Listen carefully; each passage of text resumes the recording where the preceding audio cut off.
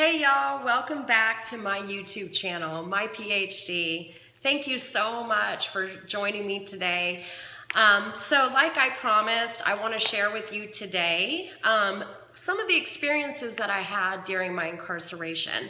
So I have two disciplinaries. One is very petty, the other one is deemed not so petty by the institution. Just to explain to you, when you walk into prison, it's definitely a eat or get eaten mentality. You can feel it as soon as you walk in. The inmates, when you walk in, they're catcalling, they're calling you fresh meat. They surround you when you're released off the bus and you're walking into your orientation dorm. So you can feel the energy of it's either survive or get bullied.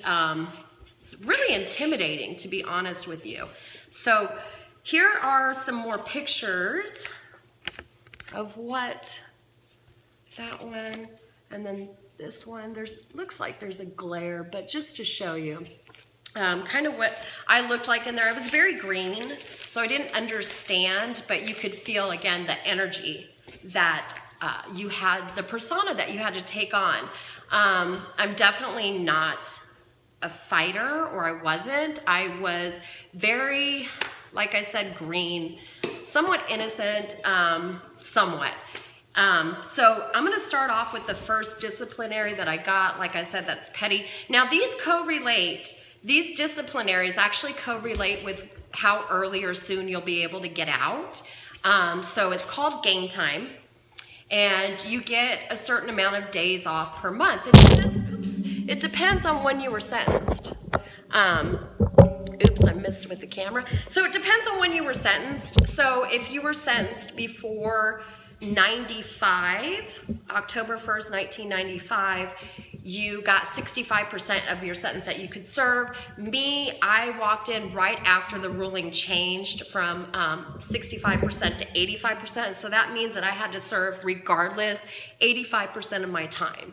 So game time was still important, but it was unnecessary in the beginning because you could pretty much make up for it in the end. But it was really cool to see your date change every month. I did get 10 days off a month unless I got a disciplinary. So, you know, it was contingent on if you played by the rules, or not even necessarily playing by the rules. If you had a lieutenant in your corner, they didn't necessarily write you up every time. If you had an officer that liked you and they saw you do something that was against the rules and regulation of the prison, and this particular officer liked you, well, you're not gonna get written up. In the beginning of your sentence, you don't know any of these guys, so it's easy for them to write you up. As time progresses, you do get very familiar with your correction officers. They get very familiar with you, and you build that rapport and that relationship where some of them didn't want to write you up. But we'll get deeper into that as time progresses. So let's start off with my first disciplinary. It was disobeying institutional rules and regulations, and what I'm reading you right now is the CO, what the CO wrote, the correctional officer.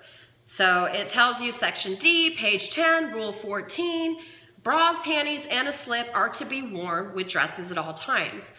Only a coat is authorized to be over a dress. At approximately 6:17 p.m. on August 22nd, 1996, while assigned as release supervisor on the third shift, I was supervising the yard when I observed inmate me standing in the canteen line wearing a pair of pajama bottoms beneath her dress rather than a slip. So they required you to wear a slip if you're wearing a dress underneath your dress. This incident was referred to shift supervisor for further disposition. So I got wrote up, I got found guilty, and I got some good time taken from me. So in other words, that month, I couldn't get my 10 days off that month because I decided to wear shorts underneath my dress instead of a slip.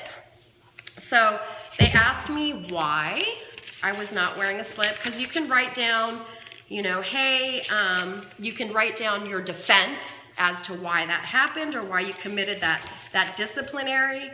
And I believe, if I'm looking through this, don't see, I put no comment, but I believe that all my slips were dirty, which happens. You know, you only get 2 slips. So there's 7 days in a week. One of your slips are gonna get dirty. But you know, like I said, it can be, you can get some petty write-ups in there. So the next one I wanna read to you is actually my very first fist fight in my incarceration. So one thing that I came to realize during my time in prison is and it hadn't happened yet until this day, but if an inmate tries you, that's what they call, tries you, and disrespects you in front of a whole crowd, you have absolutely no choice but to defend yourself. Whether it's a fist fight or a verbal confrontation, I knew I had to climb that food chain and that respect chain really quick if somebody disrespected me, because when we would play volleyball and stuff, my first couple weeks there, the inmates gave me the name of Baywatch or whatever, so I knew I was looked at like soft. So somebody that wouldn't fight, which is kind of scary to have that label on you during your incarceration. So I'm gonna read you the disciplinary, and then what I'm gonna do is I'm gonna tell you what happened, because the officer is only writing what they saw. They don't know what happened on the back end. So I'm gonna tell you what the officer wrote. On October 9th, 1996 at approximately 8:25 p.m., while I was assigned as a housing officer in B dormitory, I heard a loud scream coming from the bedding area on the east side of the dormitory. And as I turned to look, I observed inmate, me, jump on top of inmate, the person, and start scratching and hitting her. The person screamed, "Get off me," and started scratching and hitting me. I ordered both inmates to break it up. Several inmates separated them, and then I ordered me into the officer's station, to which she complied. This incident was referred to the shift supervisor. So let me walk you through what literally, I did put no comment because it didn't matter if I commented. A fight is a fight is a fight, but I'm gonna tell y'all what led up to that fight. So it was our game time sheet day, so they pass out the game time sheets to the inmates around the last days of the month, and it shows when you're getting out, how much good time you earned, so you have your date of release potentially on this game time sheet. So I went to go get coffee, and I'm walking down the aisle to get to my bed with my coffee, and I see somebody's game time sheet on the floor. So I picked it up thinking, you know, let me do the right thing. And I read the name on the game time sheet, and I didn't care about the date. I was somewhat new there, so I didn't care when anybody was going home. It affected me none. And I saw the name that was on the game time sheet, and I handed it to the proper person. And that person said, when I handed it to her, I went to walk off to sit on my locker to sip my coffee, and that person said, I should have beat that girl's ass. And I could hear it. And everybody else in the dormitory could hear it, because the dormitories are like a warehouse of women. So we're not separated by rooms in this particular prison. It was bed after bed after bed after bed. So everybody could hear her saying, I should have whooped that girl's ass. I should have whooped that girl's ass.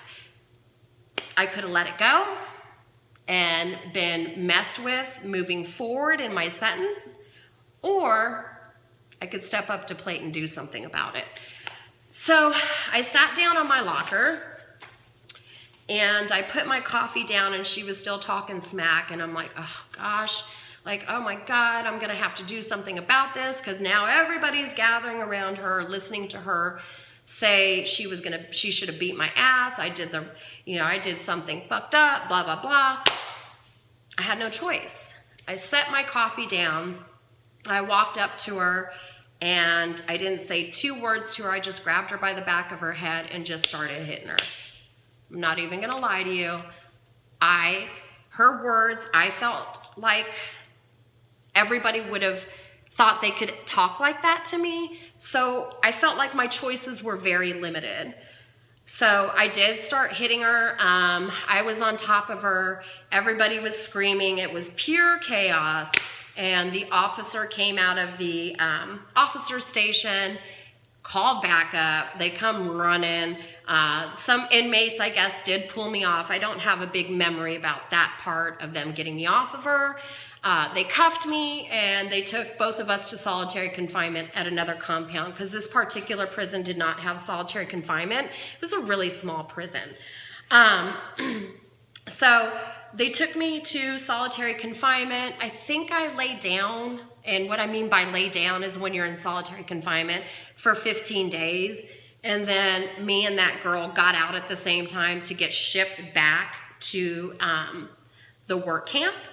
So we happened to be on the field with each other, and she called me over to her. You know, this was like 2 days before we were supposed to get shipped back because they had it every Wednesday you got shipped to this particular prison.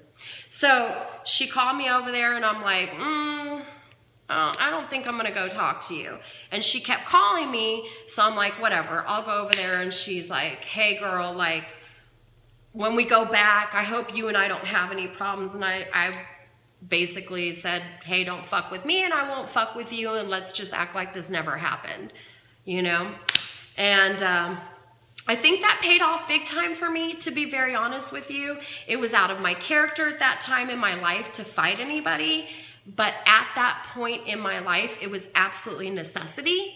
From that point forward, I will tell you, very few people verbally accosted me from that point moving forward.